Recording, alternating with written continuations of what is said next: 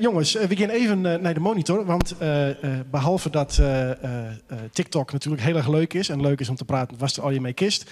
het zelfs al de woede van... nou, dat is op zich net zo moeilijk... maar de woede van Trump zich op haar hals hellen. Hoe komt dat? Daar sjuggen we even naar. TikTok is helemaal geweldig. Maar de app kent ook een schaatkant. Zo is de privacy wel een dingetje.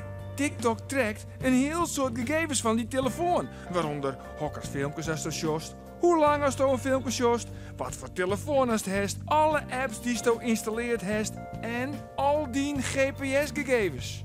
Met al die informatie kan de app zomaar abracadabra die de perfecte filmpjes uitserveren. Alleen had TikTok net al die gegevens daarvoor nodig. Een heel soort had er helemaal niet mee uit te staan.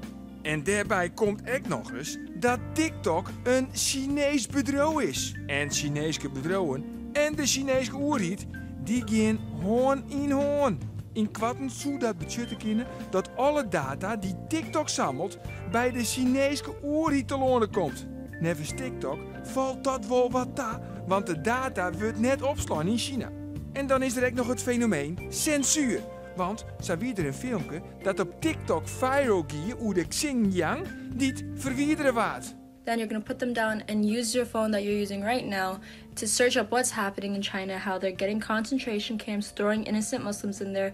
TikTok het zelf zijn dat het om een meestelijke flater ging en dat de video geen regels uitreden heeft. En laten we echt net die man uit Amerika vergeten, meneer Trump. Die wil graag heel TikTok in de ban vanwege privacyproblemen. We're looking at TikTok. We may be banning TikTok. We may be doing some other things. There are a couple of options. Giol in het trog, want daar stuurt dan weer de jochter een stokje voor. Verder is TikTok heel erg aardig. De app zit vol met unieke content. Maar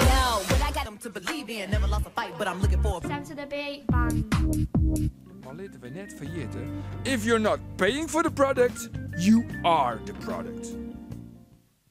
Ja, beste meesken, dat doe je hem alle jaar om mij. Hè? Stiekem Make China Great Again. Nou ja, of wie hem daarvoor verantwoordelijk horen kennen. Maar het is wel duidelijk, in zo'n miljardenbusiness binnen natuurlijk een heel soort vragen die stellen kist. Daarom heb ik even van Jim een paar pittige stellingen op een rietje zet. En gooi de eerste maar in. Ja, TikTok is een jachtgebied voor pedo's. Waar wil daarop reageren? Mike? Ik denk dat dat wel zo is, ja. En waarom? Omdat ik merk, en dat zijn Hieke net ook, we hebben gewoon de doelgroep op TikTok is super jong. Ik heb meegemaakt dat kinderen gewoon letterlijk hun woonadres in een livechat zetten, hun telefoonnummers in een livechat zetten. Als er een pedo op dit platform zit, kan hij dat zo oppikken. Ze kunnen zo vriendjes maken en op die manier erin gaan. En ik denk dat dat gevaar op TikTok een stuk groter is dan op andere social media. Ja, vind je dat ook beangstigend? Ja, eigenlijk wel. Ik zorg er ook voor dat ik eigenlijk op geen één DM van een kind reageer. Gewoon voor de zekerheid. Ik wil niet dat iets uit context gehaald wordt of wat dan ook. Want hoe oud bent je? Ik ben 28, ik ben 27. Ja, dus zij is gewoon... Ik al zei het in van zo'n hier... Hoi, ik ben fan van die... Ja, zij is toch niks? Ik reageer er niet op, nee. Iemand anders die hierop reageren wil? Ja, dat eerste snap ik wel, wat Mike zei. Maar aan de andere kant denk ik van... Als je heel netjes... in een van die fans praat, gewoon, nou, wat lief dat dat zij is, dankjewel dat is mijn volgers. Ik denk dat het dan is een heel volle uitzoom is, maar als tu, ik denk, ja, als Sangret platform haast, dan kan dat in één keer veel vaker gebeuren, als iemand dat opzoek pakken. Ja. Als het echt net gecensureerd is. Maar bist er maar helemaal eens dat het heel makkelijk is voor mensen om contact te krijgen met jonge ben? Heel, want op TikTok als toen net met je vriend bent, kist toen diegene een berichtje sturen. Nee, maar er is zelf, mensen wil heel graag volgers hebben. Dus waarom zoest een potentiële volger weigeren? Ja, dat is als je ook qua volgers. Dan kun je elkaar pas berichtjes sturen. Maar als je een volger bent, kan diegene wel een berichtje sturen, maar dan krijg je dat net binnen. Ja. Als er trouwens mensen thuis binnen die je reageren willen heel graag, wil ik graag je mening weten. Hier is natuurlijk een heel soort van wat er zo voorbij komt. Mij valt het wel eens op dat ik denk, dat zijn wel hele jonge famkes die het weten ze eigenlijk wel wat ze jongen. Want er zit bijvoorbeeld bepaalde hiphopmuziek bij. Nou, dat gaat eigenlijk al, dat gaat door vrij expliciete seksuele handelingen die met elkaar uitvieren kist. Denk je er ook wel eens van, oh jee, famkes, weet je wel wat je hem doggen? Ik denk echt soms wel echt van, hij is zoals famkes, hij is toch wel veskes, dan zit een bitch in. En dan die famkes van zo'n 18, die weten helemaal net wat dat betekent. Maar ik herk wel eens van, TikTok heeft ze nou 13 plus maken. En wie ik op een gegeven moment wie het zelfs dan, als TikTok zich zo net ouder is dan 13, dan gong ze letterlijk die account verwijderen. Ja, maar, tussen de 13 en 18 bestaat ik toch ik nog bij hem? Ik vind dat als tussen de 13 en 18 wist, dan wist op zich wel wat heel vaak wel die veskes betekenen. Hast je nog lietsere zusjes? Ik heb een zusje van 15. Ja, en dus had dit is zo'n veske op TikTok. Dat gaat door van een vrouw die omschroot dat ze krijgt een penis safje in een moelenwol. Dat hij achterin zit ding in de bek. Dat is een hele grote hit, is dat. Had ze daar op donsjes zoeken? Wat zou Stefan vinden? Ik zit bij mezelf. Ik vind het haar eigen verantwoordelijkheid. Okay. Ik vind, sowieso als 15 is, dan wist wel wat zal je zeggen. Ja. Wie ik toen 15 weer dacht ik van, oh, veske. Als die verkeerd klinkt, dan doe ik het net niet. En dat weet mijn zusje waarschijnlijk. Ik wil dat ze zit van, die klinkt net wel, want dat veske klinkt gewoon net. Ja. Hoe vist u dat? Ja, ik vind het lastig, want ik had dus wel een jonge zusje, van 8. Dan, als ik sommige veskes dan denk ik echt van, dat ken het eens op hetzelfde platform. Dat vind ik heel raar dat het eigenlijk op zit. Dat het überhaupt kind bedoelt? Ja. Kiro, als wij zeggen TikTok is een jachtgebied voor pedo's. Wat zei je dan? Ik vind dat het op TikTok eigenlijk gewoon net zo een probleem kan zijn als op andere platforms. Want bijvoorbeeld Instagram is heel makkelijk bereikbaar. Facebook, oud voorbeeld, maar ook... Heb je een idee wat er aan gedaan zou kunnen worden om het veiliger te maken voor mensen van onder de 18? Dat is een goede vraag. Ik denk dat er iets van een iets van een leeftijdsbeleid in moet komen. Of dat je zeg maar vooraf je leeftijd zou moeten aangeven, zodat je automatisch in een bepaalde categorie gezet wordt. Ja. Bijvoorbeeld. Ja. Ja, ik denk dat het helpt. Want ik heb bijvoorbeeld mijn Facebook wordt niet in dat ik dan ouder weer, zodat ik erop koe. Dus ja, ik weet net in hoeverre dat helpt. Ja. Maar het is wel een stap. Ja. Mike, doe je zo'n vrij uitsprutse mening hoor. Ik denk dat het zo is. Ik reageer. Wat denk je dat TikTok veroordelen om het veiliger te maken voor jonge mensen? Ik denk dat je gewoon nog beter moet handhaven. Ik wist niet dat ze vanaf 13 dat nu echt goed gecontroleerd werd. Dus dat is wel een positief punt. Maar ja, ik denk dat er gewoon een betere verificatie op moet komen. En dat het gewoon echt goed gecontroleerd moet worden. Dat ouders ook niet meer zoiets moeten hebben van... hey, laat ik voor mijn 10-jarige kind een TikTok-account openen... en dan kan hij daar lekker filmpjes op kijken. Ja. Dus ik denk dat het deels de verantwoordelijkheid van de app is... maar misschien ook deels van de ouders. Ja. Is er trouwens iemand die echt wel eens nare of seksueel getinte berichten hoorn had? Ja, ik wel. Ja, en wat sturen ze dan? Nou, de meestal gewoon van die 50-jarige man of zo. En op het begin schrik ze wel van of zo. Dan sturen ze eerst van... hey, was toen mij die sugar daddy was en zo. Dat soort dingen, dan schrik ze wel van. Maar op een gegeven moment dan krijgen ze zelf al het ding van... ja, ik wil er echt niet meer in. Nee. Maar kijk, dan wel eens een keer... dat we in het begin, toen ben ik nog net uit de kast... maar toen kreeg ik van famkes wel echt bepaalde... niet gecensureerde beelden. Dat ik dacht van...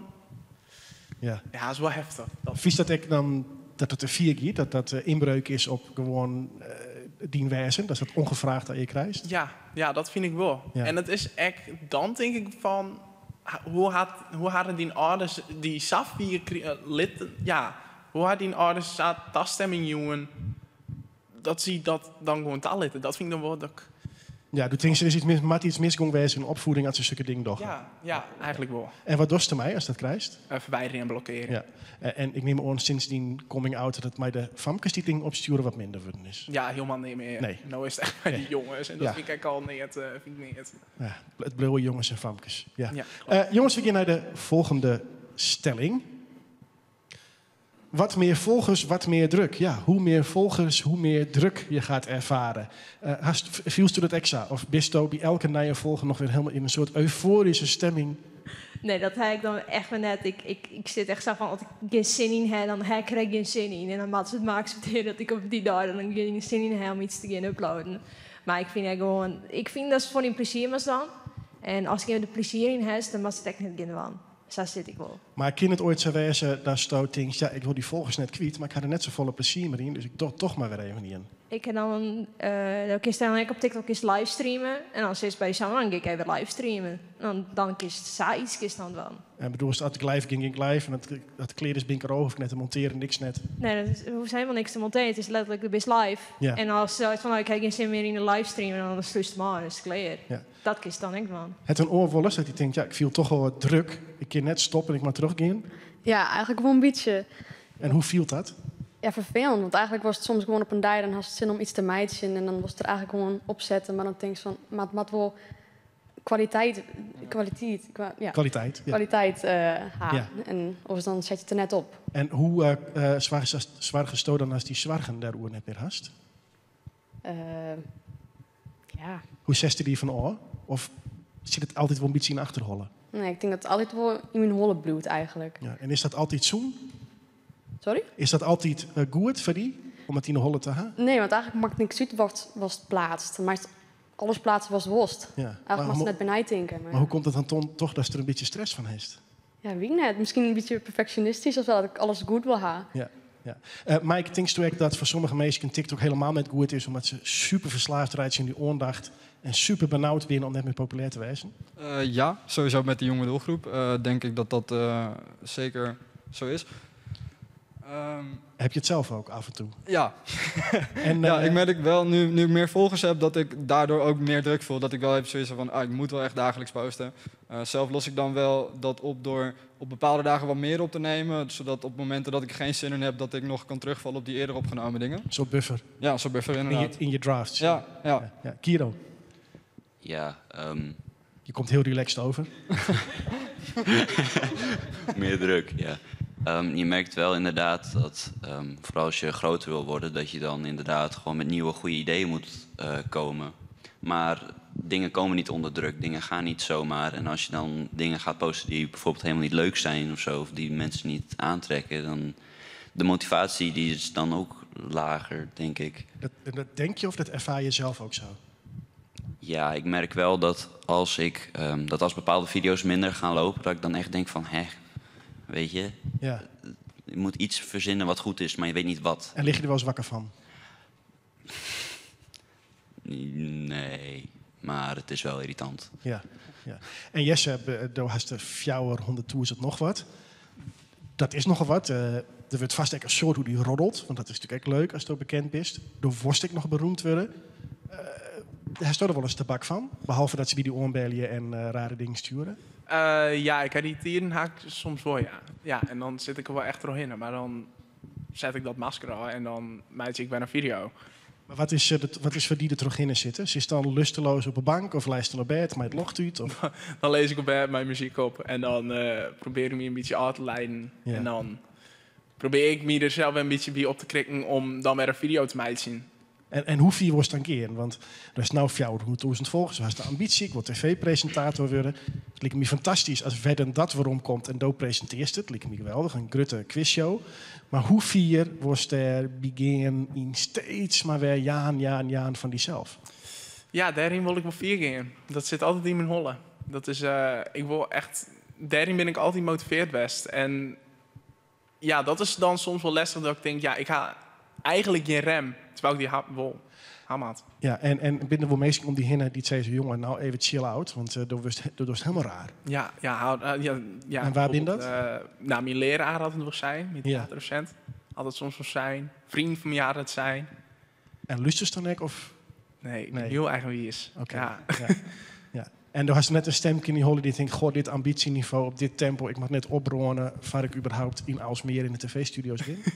Nee, eigenlijk net. Nee, ik probeer gewoon... Ja, in mijn holle denk ik altijd van... Als ik gewoon nooit je trots zetten... dat ik me nou voor het volle 200% jou... dan maakt het goed komen. En dan baal ik echt heel erg... als ik iets voldwaan wat me dan net lukt. Daar baal ik dan wel echt heel erg van. Amarins, ben er nog mensen die zich zien om moet je wollen? Ja, ik heb Beppe Beunhaas cross-video's. Die namen die het voorbij komen alleen nog al. Vind ik heel grappig. Ja. Die is het eerst met deze stelling. Die zei dat er een heel soort druk ondervindt van het posten van de filmpjes. En hij vreeg het hem ook, ja, wat is dan eigenlijk nog het leukste van TikTok? Is dat het creatieve proces van het meidje van de filmpjes? Of is dat de reacties die ze krijgt? Dus waar zit dan de willen nog? Ja, waar zit van je de kick? Het meidje, de reacties of het yield? Hieke. Ik heb dan heel vaak, ik wil vaak de reacties. Dan zeg van, ik wil meer, ik wil meer, ik wil meer. En dan dat motiveert hij dan wel echt. Dus ik denk van, oké, dan maak ik nog wel in. En daarna is het van, je wil nog meer. En dan, dat motiveert hij wel echt, ja. En denk je, wauw, ik ben echt nog leuker als ik tocht. Dat is soms heel echt wel eens, dan maak ik een TikTok en dan ging ik helemaal stuk op mezelf. Dan heb ik was dan maak ik een TikTok en dan leed ik het om je memsje en dan geef je mem ik helemaal stuk. En dan, dat is echt wel weer een motivatie, dat dan gewoon mijn familie gewoon lekker achter zit. Dus die binnen het gewoon de positieve reacties, de vibe, die Kiro? Ja, ik heb inderdaad ook heel erg dat ik gewoon... Dan voelt het goed als ik een video maak. En dan kijk ik hem terug en dan ga ik inderdaad ook stuk om mezelf. En dan gaan de views goed, de leuke reacties. En dat is gewoon leuk om terug te zien. Ja, dus dan stap je vrolijk de deur uit. Ja, vooral, nogal. Ja. Het bloot volgens mij een soort tussen... wat het leukste erom is echt het minst leuke erom. En wat het minst leuke erom is, kan ik weer het leukste worden. Ik wens je die heel soort succes bij het bereiken. Maar ik hoop dat het zoveel energie heeft... Dat is toen net helemaal opbronst. Nee, dat komt ook goed. Oké, gelukkig maar. Nou, we gaan nog een stelling. En die had er eigenlijk best wel wat mee te krijgen. Terug TikTok ben ik veroren. Mike, bist je veroren terug TikTok? Ik weet net wat veroren. Veranderd. En de microfoon even bij... Nee, ik denk het niet. Ik denk dat ik best wel mezelf ben gebleven. Ook als je kijkt naar de eerste video die ik post en de laatste video die ik post. Ik weet ook niet of dat komt omdat ik net iets ouder ben. Dus dat ik wat minder kneedbaar ben, wat dat betreft. Maar ik denk dat ik nog wel relatief mezelf ben gebleven. Ik ben niet echt uit de hoogte volgens mij geworden of iets dergelijks. En ook die feedback krijg ik ook weer terug van mensen die me al een beetje vanaf het begin volgen tot nu. Dat ze zeggen van, maar ik merk eigenlijk niet echt veel verschil. Maar als je er niks door veranderd bent, zou je dan ook gewoon in één keer mee kunnen stoppen en bij weglopen en het ook prima vinden? In theorie wel, maar zo werkt het niet. Dus wat is er dan toch anders? TikTok heeft me sowieso een beetje weer een doel gegeven om iets te doen. Een dagelijkse bezigheid. En dat heeft mij gewoon heel erg gemotiveerd. En dat motiveert me ook nog steeds elke dag. Dat ik gewoon wel weet dat het een soort houvast is waar je dagelijks mee bezig bent. Waar je positiviteit uit haalt, leuke reacties van krijgt. Mm-hmm. Dus ik denk dat het me positiever heeft gemaakt. Ja. En dat even het doel vinden in het leven heeft ook te maken met gewoon het afgelopen jaar, hoe het is gaan met corona en alle beperkingen die er waren en zijn? Nee, niet zozeer. Wel een beetje, maar ja, door die coronaboost is juist mijn TikTok-carrière gaan leven. Yeah. Dus ik denk dat niet. Of zat je voorheen te blowen op de bank en even te gamen? Nee, maar ik ben wel een langstudeerder die al net iets te lang tegen zijn hbo aanhikt. En daar kan je ook wat minder vrolijk van worden. Ja. Dus uiteindelijk als je zegt, ik ben niet zoveel veranderd, maar ik ben wel gemotiveerder, actiever. Ja, zeker. Is het toch en wel. Denk ik ook wel, voorheen was ik ook wel een vrij creatieve jongen, denk ik. Op een gegeven moment werd dat wat minder totdat ik TikTok vond. Toen dacht ik van, nou, dus kan ik bezig zijn met creativiteit, video's in elkaar zetten, et cetera. Ja. Dus. Linda, had TikTok die veroren? Ja en nee, denk ik. Ik denk als ik gewoon stop met TikTok, dan zoek ik het wel missen. Gewoon terug al de interactie met mijn volgers. Mm-hmm. Maar als iemand zei, dat is echt een bekende, famous TikToker, dan denk ik net van, nee, ja, ik ben famous of zo. Maak het nou bijvoorbeeld on die familie, hij te mem of niet zuske vreeg zo van, goh, is er ooit weer terug TikTok? Wat zo'n die dan zeggen? Nou ja, goed. Nee. Hij schudt van nee. Nee, dat is gewoon een hele nuchtere Fries. Ja. Amarens, hast je hier nog het meeste dit jaar wat u zeggen? Ja, ik vreeg mijzelf ook al. En er is een mevrouw die stelt daar ook een vraag over. Bianca, die heet ze. Die zei, wat vinden jullie de juiste leeftijd voor TikTok? Deze mevrouw zit zelf op TikTok en is 44 jaar. En had wel een soort volgers, zei ze, maar nog net zo volle als Jimha. En dat zien we eigenlijk bij de oren social media, dat het begint bij de jonge mensen. En dat het dan letter in de tijd, ik voor uw doelgroep interessant vindt. Ik weet net naar waar shirt aan mijn rent zijn. Ik ga het doen mezelf. Ja. Vind het heel goed en vindt Bianca misschien ook wel goed dat we die vraag even parkeren? Jazeker. Hè, want, Je hebt net hoe dit is stelling, per se. hoe had het die veroren, TikTok? Had ik het om die familie bijvoorbeeld vreemd? Had ik het om mijn familie? Helemaal niks eigenlijk. Ik ben nog steeds echt gewoon heel droeg. Ik droeg in mijn video's. Maar misschien had ik zo naar het begin. En nu ben ik misschien al erg wat enthousiaster. Maar voor de rest ben ik helemaal niks verloren. Ik ben nog steeds mezelf. En zo stoten dus azen gewoon en hier kan mij stoppen kunnen en die wij erin kennen. Ik heb vroeger altijd al creativiteit gewoon. Wat Mike ook al zei, van, het is altijd al best creativiteit. En ik denk dat door TikTok ook wel mijn creativiteit ik wel steeds heger is worden. Ja. Nou ja, Jesse, volgens mij moet je ja komen van die, of net? Ja, nou, vertel eens. Nou, ik merk dat ik volle rustiger ben worden. In de tijd dat ik nou dit al je ha. Ik ga me wat professioneler opsteld, omdat ik natuurlijk wel wat televisieopnames die in ha. En dan moest ik gewoon, dan moest ik staan en dan moest professioneel wezen en moest ik professioneel gedragen. En omdat ik in november vaar een paar van mijn vrienden nu te kast mee kwamen en in december echt van social media. En ja, dat get echt wel, dat verhoort die indirect echt wel. Want maar dat is natuurlijk super persoonlijk. Ja, heel persoonlijk. En ik vond het nodig om dat te plaatsen. En toen merk je wel dat het die zelf echt wel, dat het gewoon verhoort bij jezelf. Hoe dan? Ja, doe vast toch wel oren ding gewoon oors op dan dat de via die is. Bijvoorbeeld als als bijvoorbeeld even opmerkingen krijgen van hey, homo, dit en dat, dan denk je van, nou, laat het maar gaan, boeien. En voor die coming out wie het pijnlijk om dat iemand dat zei? Ja, echt wel. Ja. Maar ja, als het dan echt uit de kast komt, dan komen die eerste reacties als iemand dat echt in die site, komt dat weer erom. En ja, dan denk je wel van, ben ik nou verloren als een persoon? Ben ik nou een heel oud persoon worden omdat ik homo ben? Dat net, maar doe verloren ze gewoon niet hollen, want dan is ik zo'n ding denken. Ja, en het lijkt me dat die homoseksualiteit net het enige is van die identiteit. Dat is gewoon een onderdeel van nog al je andere dingen. Ja, zeker. Ja. Was het niet heel zwaar om online uit de kast te komen? Dat lijkt mij namelijk nog 20 keer heftiger dan in het echte leven. Je vraagt het voor een vriend of voor jezelf? Of, in het algemeen? Voor de kijkers thuis? Van belangstelling. Nee. Ik ben eigenlijk altijd in West van dat ik het lastig vond om dingen in het echt te zezen.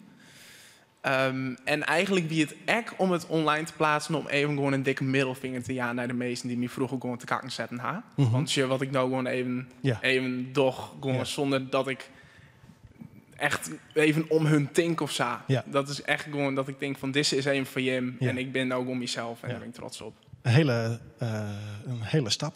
Ja, van het zeker. te horen. Echt een scharniermoment in die leven. Ja, zeker. Nog even heel kort van die laatste mevrouw die die vraag stelde van ik wil heel graag, ik ben wat ouder, wat moet ik doen? Even van Jim in één woord even Jim tip on haar. On the spot vind ik dat een beetje lastig. Ik denk heel goed na over mijn content, wat mensen interessant vinden. Dus speel heel erg in op herkenbaarheid. Ja. Door wat je leuk vindt. Ja, inderdaad. En probeer ook aan je doelgroep te vragen wat ze leuk vinden. Ja, ik zie heel vaak dan dus kookvideo's. Dat wordt altijd wel lekker. Misschien is dat een leuke tip. Ja, een kookvideo, misschien een goed idee. En ja, skate haar onder reacties en dwaan wat je leuk vindt. Hartstikke mooi.